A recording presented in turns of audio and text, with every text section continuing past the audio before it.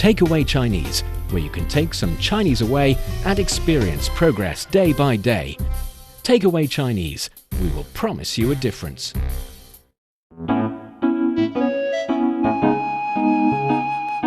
你好，欢迎收听随行汉语 Welcome to Takeaway Chinese. I'm Niu Honglin with Steve Hatherley in the studio. Hello, Steve. Hey, thanks for having me back once again. Always a pleasure having you back. So, what have you learned these days when it comes to Mandarin Chinese? Well, so remember that day that we talked about, and I think we even played the clip on the show because I was excited I learned a new expression. 把它留在保安处 security desk. 把它留在 So it's a long sentence. It is a long sentence, but I've come to learn, and this is kind of a little tip, I guess, for language learners, regardless of what language you're learning. So I was using that repeatedly, right? Whenever I was getting a delivery.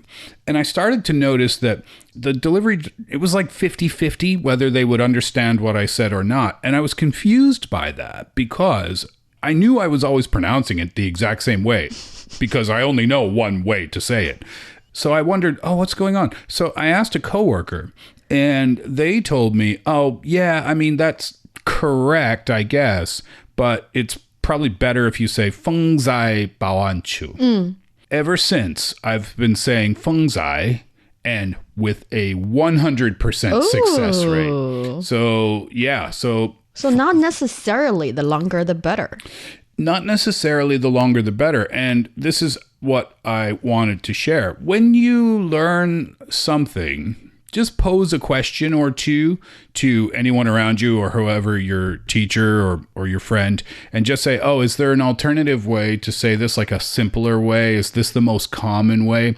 It's always good to expand your vocabulary tree, right? And learn multiple ways of saying the same thing. But I think for everyday conversation, you want to learn the way that it's expressed easiest and most commonly. Yes. Yeah. And I think another tip would be put it in context. Yeah. In the sense that for a certain period of time, maybe you want to learn this sentence and you use it in the situation or scenario that is very commonly used by not only you, but also people who are natives. They use the kind of expression, and the expression is much more often heard by those who are on the receiving end. For example, if this person is a shop owner, if you practice your 多少钱, how much, with them, it must be much better received. So that's the occasion.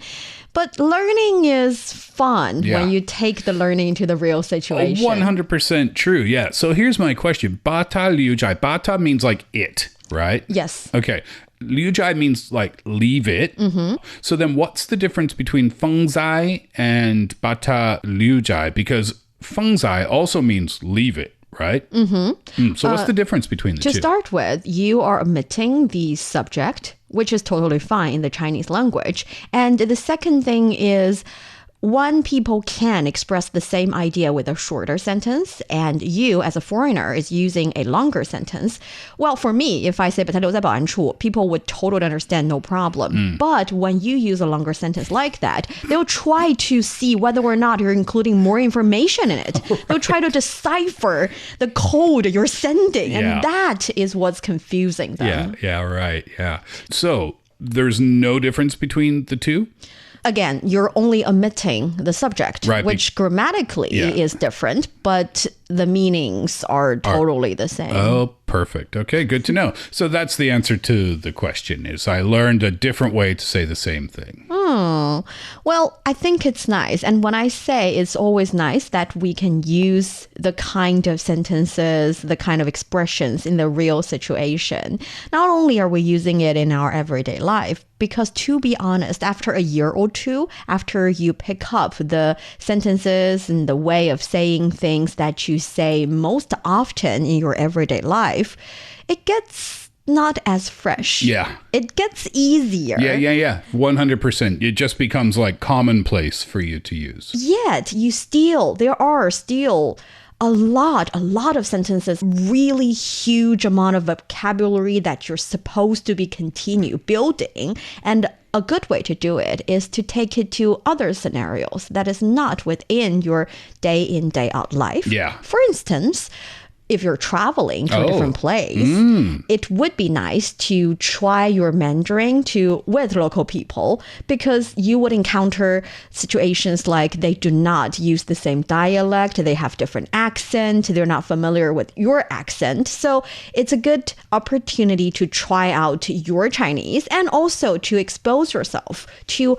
other ways of the same language used by other people. Yeah, exactly. Because I've only... I live in Beijing, so I've become accustomed to the Beijing style of spoken Mandarin. Yes. Thinking, even though I know that it's not the only way that you can speak Mandarin, I haven't heard any other ways, people speaking it. So traveling is just great exposure and definitely a new challenge. And also a fun thing to do. Yes. The year 2025 have seen major traveling trends and different group of people going to different places, and especially the 2025 summer vacation period, or just, the entire summer days. People enjoy going to different places in summer days. It's easier to pack. There are more activities to enjoy. And I guess it's partly because it's easier to pack. Yeah, I agree with that. Yeah, it's easier to put t-shirts and shorts in a suitcase than it is heavy sweaters and coats and mittens and hats and all of those things. And here in China, the summer vacations are much longer than the winter vacations, which is why many families would choose summer as a time for their family trips. So I want to ask you this. Can you take a guess? Which destinations in China drew the biggest crowds this summer from travelers, especially abroad? Well, I'm going to guess Shanghai as my first guess. What are we doing? Top 3? Top 5? Top 5. Top 5? I would say Shanghai would be number 1. Hong Kong and Macau would be number 2. Beijing would be number 3. Very specific guessing. Number 4, I'll say Chengdu because of the pandas. That's a major tourist attraction. Sure. And the spicy food. And number 5, let's go Xinjiang. Oh, Xinjiang's good. Even though that's my dark horse guess. I don't expect it to be in the top 5, but there's been a lot of talk about Xinjiang recently and a lot of exposure to the region showing its beauty. So I'm wondering... And it neighbors other countries that that it might not be easy for people from, say, Shanghai or Korea or Japan or wherever to get to. But coming from the other direction, the Mongolia, Pakistan, India, Pakistan, it would be very, very easy to get there. So that's my guess. We will reveal the answer of that question a little bit later in today's show. But now, for those of you who are interested in Chinese culture and you want to get a grip on the Chinese language, this is the show for you. Stick with us for 30 minutes and you soon see the rewards. And for more fun Chinese learning, follow our Facebook page, Learn Chinese, to watch many fun videos and live streams. Now, let's provide you with some free Chinese for takeaway. So before giving you the answers, let's learn some phrases related to the topic. So when you have a chance to go out to different places, talk to local people, we can try to use some of the vocabularies that we learn on Takeaway Chinese. Sounds great. So the key word here is travel, right? So to say travel in Chinese, you say 旅游. 旅游. Yes. So 旅 carries the meaning of go around to different places. 游 is like touring a little bit. Previously on our show, we talked about the difference between 旅游 and 旅行. I remember back then I said 旅游 is a bit more traditional, and because you're touring as well, the emphasis is more on go to different places, like different check-in points. You need to go there, take a picture, and make sure that your presence there are recorded by your memory and maybe your photo album. People love doing that. Yes. Yeah. And whereas 旅行 focuses on the 行 part. 行 means to go around, to travel to different places in the sense that you're on the journey. But I think now the line between 旅游 and 旅行, no matter the vocabularies themselves, or the concepts are blurred. People now enjoy their traveling experience in, I think, a more advanced and different ways.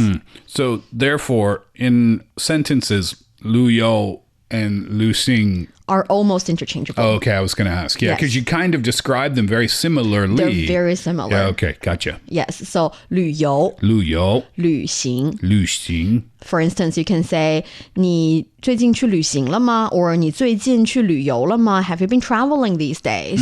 And in English, have you been traveling these days would include business trips. Yeah. But in Chinese, it does not. Oh, okay. That's good to know. That's important. Technically speaking, it's still a business trip is still a trip. But when we say 旅游, it's definitely talking about private trips for entertainment, not for work. Okay, understood. 旅游 and 旅行. Yes. And tourist along the same line would be 游客. 游客. So 游 is traveling. We talked about that. 客 is 客人, a guest. Oh, a travel guest. Right? It's very cute. You're a guest to the city. They're hosting you. Tourist. Yeah. Yeah. A guest of a travel guest. 游客. 游客. And the character 客 is seen in a lot of different words in the same logic. For instance, 食客. 食客. 食 is food. 食物, remember? 食物 is food. Yeah. 食客 means the guest who is here for the food. So, a customer in a restaurant? Yes. One more time. 食客. 食客. 食客. I have to warn you, this one is a bit not that colloquial. It's not that commonly used in everyday conversation. It's a relatively little bit more sophisticated word. So in a restaurant, well, no, you wouldn't say that. You don't have to say that. Yeah, when do people in the restaurant say 我是客?我是食客. 我是食客. No, people never say that. Because you don't identify yourself as a customer in a restaurant. But you can identify yourself as a tourist in a city. 我是游客.我是游客. I am a tourist. You're explaining it to, for example, maybe local people who you can't really understand that much, and you're explaining to them how come. And also for some places, many destinations here in China, they would have different policies for local people, local residents, and the tourists. In certain places, for example, certain tourist destination is also a public park for local residents. Hence, local residents would not need to purchase a ticket. Vice versa, there are certain tourist destinations rolling out specific policies and specific discounts for tourists, for example, from other provinces or from a designated place so that they can enjoy the discounts along with maybe it's a bundle of different types of discounts you can purchase that. So identifying yourself as a tourist sometimes can be necessary. Yeah, when you're traveling, and if somebody asks you a question about something within the city, you can say, no, actually, no. 我是游客. I'm a tourist here. I think 10 or 15 years ago, I was advised not to reveal the fact that I was a tourist. Probably not best for price negotiations. Exactly. Yes. But gradually these years, that kind of worry, I think, kind of disappear. Yeah, it still happens sometimes. It happens here. It happens in other parts of the world too. Yeah. But it definitely gets better. Yes. And more people would welcome tourists because in especially certain counties and villages that are seeing and deeming tourism as their pillar industry, they welcome tourists and they treat tourists well. Yeah, I mean, there's the economic side of things, but then there's just the excitement that locals have about that too. Showing their town, their food, their culture to people who are not from there, right? Yeah, tourists are usually very much welcomed until it gets to a point that there are too many tourists or the tourists start misbehaving or those types of things. We see that in some parts of the world, but I've never encountered that here in China. That's nice. There's a cute story related to that somehow. We were in Xi'an, and there's a street, I forget the name of it. It's a big shopping street behind the Drum and Bell Tower there. which is where you had your wedding photos taken, if I remember correctly. Yes. Right? And on that street, which is kind of a tourist street, they have a little, I don't know, it's not like a playhouse, but you go inside and you have some tea and then they do a performance. And it's kind of like, I don't even know the name of the performance, but anyway, they have the white kind of silk screen or white screen, and behind that they have the puppets. Yes, 皮影戏, that's what we call it in Chinese. 皮 is a skin, 影 is shadow, 戏 is play. Okay. Right? Perfect. So 皮影戏. That was a really cool cultural experience, by the way. But then after it or before it, they had a comedian come up, and the comedian was like talking to the crowd.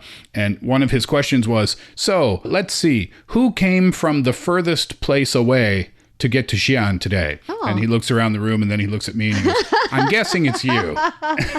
Making sense. And then he called me up on stage. Oh, that's nice. Yeah. So fun. And asked me where I was from and, you know, if I speak Chinese or Mandarin. And I said, no. I said, 我是加拿大人. And he was like, oh, that's good. That's good. And then that was it. A very important saying in the Chinese culture is 有朋自远方来，不亦乐乎. Having a friend coming from afar makes me really, really happy. Is that did Confucius? Confucius, yeah, yes. Which was also in like the 2008 Beijing Olympics when the drummers were drumming. Yes. That's what they were saying, right? Isn't it delightful to have friends come from afar? Yes, and that is becoming the attitude of most Chinese people when they see forests, when they see especially foreign forests coming. We are getting more and more welcoming in different ways. Yeah, it's good. It's good, and it makes people feel good about their travel when they come too. Yes. Yeah. And I want to ask you, because I think this one is personal choices at least. Would you like to go to the rather popular places that you have to go because it's famous, it's with historical value, and those places? Or would you like to go to the relatively niche destinations? I want to go where the locals go when they have their time off. Those are the types of places that I enjoy. Yes, then you go to the 小众景点. More often. 小众景点. 小众. 小众. 小 means small. 众 is a group. Okay. So that is a place that is visited by the smaller group of people. Yeah. 小众, niche. Yes. And at the same time, the popular ones, the overly popular ones, we say 热门. 热门. 热 is hot. Yeah. 门 is a door. Door. Popular places? Yes, popular places. It's very popular. It's trendy. It can be a topic. It can be a place. It's just a way to say popular. And it's not even mainstream. It's just popular. So it has nothing to do with whether or not it's dominating. It's just popular. I don't know why I'm not usually impressed by places like that. I went to Niagara Falls in Canada, between Canada and America. And it's one of the most famous waterfalls in the world. And, tourists from all over the world go there. Canadian tourists go there. American tourists go there. And I went there and I said, that's water. The water's falling. There it goes. See your comments about water and rock, and maybe you're not a guy for natural resources. I love nature. That's the thing. It's just, I don't know. I feel like if I've seen it on television or something, then maybe that's enough for me. But, it's not to say I don't have fun when I go to these types of places. The other thing is the crowd. Usually they're really crowded. Yes, right? And that can take away from the experience. And this is a little tip for especially foreign visitors. When you think about crowded, multiply that by 10. Yeah. If you're in China. Yeah. At least. That's pretty true. Yes. Yeah. So in Chinese, we have the expression 人山人海. 人山人海. 人山人海. Perfect. So 人 is person or people. Yeah. 山 is mountain. Okay. 海 is sea or ocean. So people mountain, people sea. People everywhere. People everywhere. Yeah. Now, here's a question for you, culturally speaking, because when people say to me, oh, Steve, you're from Canada, you must love cold weather. I say, no, I don't.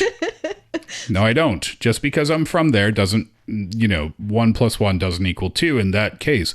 I'm bothered by crowds, like large crowds. I don't enjoy them, but I've been in them before. But that's my culture question. For Chinese people during these travel holidays, we hate crowds because we are in crowds all the time. Okay. See, Then why does everybody go? Well, no, I guess I was going to ask, then why does everybody go to these big tourist destinations during the holiday? And I guess the answer is that's the only time people can have time to go to those places, maybe. Well, you have your annual holidays for sure. Yeah. You have, annual leaves. You can use those time as well. But my next point is, of course, we do not like when it's very crowded, but our tolerant level of crowdness is also higher. Yeah, right. So, and even... See, my tolerance for cold is higher. See, it's the same thing. Yeah. We don't necessarily like it, but we can deal with it. Yeah. At the same time, we also, at least me personally, when I'm in a place where there's absolutely no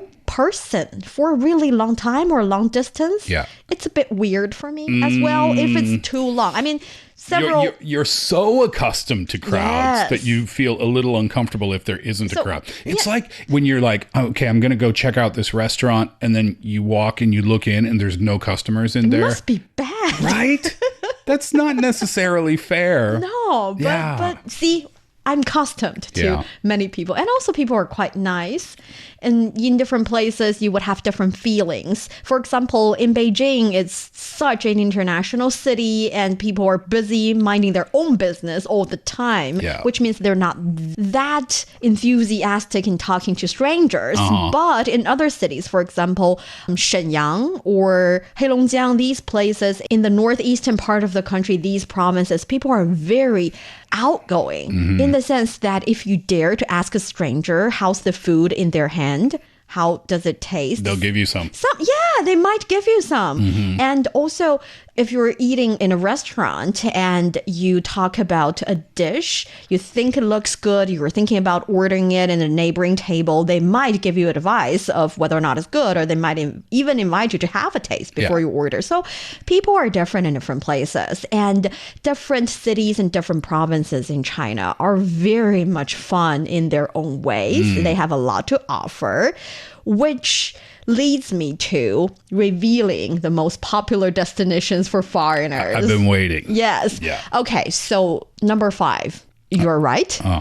Chengdu. Chengdu is on the list. Okay. Yes, That's it's number 5. Yes. Okay. And like you said, pandas, 大熊猫. 大熊猫. 大熊猫 is panda, and the popular activity in Chengdu is definitely seeing giant pandas at the Chengdu research base of giant panda breeding. And one thing people really love to see is to see the baby pandas, the tiny little cub. It's my bucket list. So, have you been before, Chengdu? Yes. Is there only one panda place, or are there multiple places that you can go?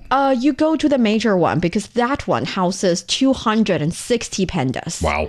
And you go see different ones. Previously, when I was there over 5 years ago, at that time, pandas have their names, but people are not as familiar with their pandanality as today. What's that? No, it's just personality. Different pandas, they have their own habit of living, and now the pandas have fans in the sense that they follow their daily lives and they know about their characters, the way they behave, whether or not they're outgoing, what are their favorite foods. The panda enthusiasm. Do pandas, do they really have like really distinct personalities? Oh, it can be. Oh, really? Yeah. Cats are different. Dogs are different. Pandas are different. Yeah, I mean, it makes sense. It's just I know nothing about pandas. Definitely on my list of places. Is actually on my bucket list. In China, there's 2 bucket list items that I have. One is Shanghai, and one is to see the pandas in Chengdu. And I was going to ask you, for a major holiday where everybody is everywhere in the mountain and the sea, is Chengdu also a place that is just so crowded everybody wants to go see the pandas during the holiday, do you think? Yeah. Mm-hmm. Still worth it. Yeah. It was very crowded when I was there, but I had a glimpse of the tiny, kind of like a mouse or a rat, pink, and barely opening their eyes, but so cute. Yeah. Little giant pandas. Even if there are a lot of people, you can still enjoy the experience. Yes. Okay. It's worth it. Okay, good. Yes. Yeah, number 4. Number 4 on the list, Beijing, the capital city, of course. So I've got 2 on the list so far. You're better already than that. Okay. Number 3, Guangzhou. Do you know about Guangzhou? I know. Is that the city where there's a subway train that goes through the middle of a building? I have no idea. Is it that or Shenzhen? It's one of them. And that's why I want to visit that city. There's a building. Detail I do not know about. I saw it on TV. It's one of like the promo things for the city. Okay. And I thought, I need to go take that train. I want to take a train through the middle of a building. But I don't know if it's Shenzhen or Guangzhou. Guangzhou is a big tech place though, right?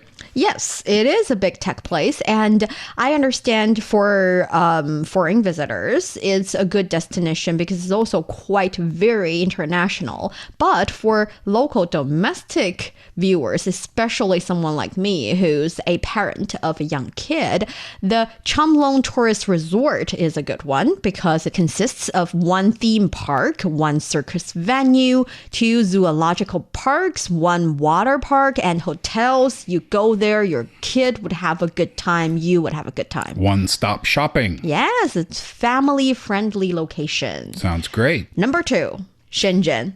Oh, okay. Yeah, there it is. Next door. Yes. So Shenzhen is at the forefront of technological advancements as well. The city boasts modern infrastructure, sufficient public transportation. And I have been there. I really like Shenzhen. It's very clean. I mean, I don't think being very clean is something I mention too much for a city. But the city, the streets, the air, the atmosphere is just clean and tidy to the point that I have to mention it. No, I totally understand what you mean. And I think it's one of the great things when people talk about a city's cleanliness, because it just means that the streets are taken care of very well. That's one thing about Beijing that's really impressive too.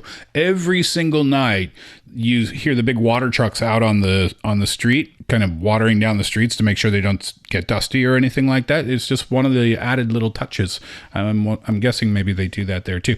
Guangzhou and Shenzhen, not that far away from really each other, close right? from each other. And I think another perk is that if you want a more comprehensive travel experience, you can also go Guangzhou and Shenzhen and Zhuhai and Hong Kong and Macau. All of these places are not far away from each other. It's the Greater Bay Area, and in the area, it's easy to travel. It's also quite convenient. It's just a good, smart way to plan your trip. How would you do that trip? Like end with Macau or end with Guangzhou? Anything you want. It doesn't really matter. Because they're really not that far from each other? They're not far from each other. Cool. Yeah, that sounds like a good experience. Yes, and the number 1. It's got to be Shanghai. It is Shanghai. Yeah, it has to be. Yeah.